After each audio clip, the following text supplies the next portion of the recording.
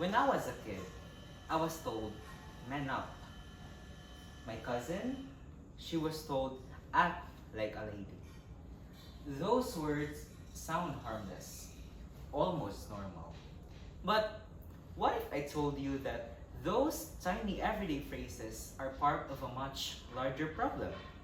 A problem that doesn't just affect women or men, but all of us. Today, I want to talk about gender norms. Those unspoken rules about how we are supposed to act based on our gender. And most importantly, why those norms are hurting everyone. So gender norms are expectations. They tell boys to be tough, not tender. They tell girls to be pretty, not powerful. They tell non-binary people that they don't even belong in the conversation. But here's the truth. These roles are not natural. They're socially constructed, built over time by culture, media, and tradition. And while they may seem invisible, their impact is deeply visible in our schools, homes, workplaces, and even in our mental health. Let's look at boys and men. Society tells them that to be a real man, you have to be strong, dominant, and emotional. So what happens? Boys are taught to suppress vulnerability. They don't cry.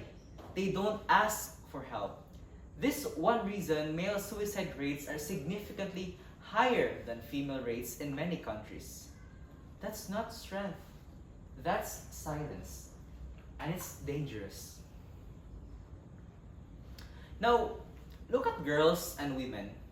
Gender roles push them into being nurturing, passive, quiet. When they lead, they're called bossy. When they speak up, they're told they're too emotional.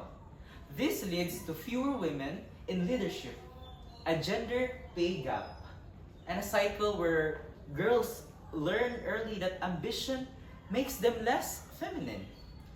And what about those who don't fit in the binary? Trans, non-binary, gender-conforming people.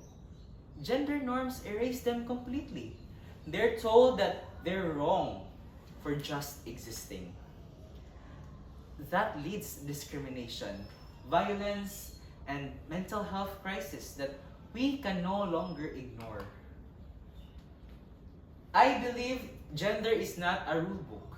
It's not blue or pink, not masculine or feminine, not either or. For me, gender is personal. It's diverse. It's fluid.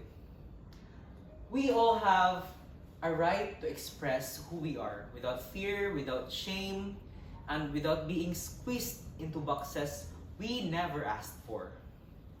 So, to achieve gender equality, we must first break the mold. Not just for women, not just for queer folks, but for everyone.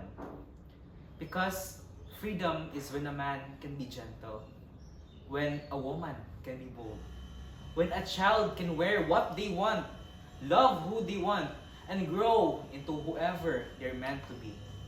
So next time you hear someone says, boys will be boys, or that's not ladylike, pause. Ask why. Ask who made those rules and who benefit from them.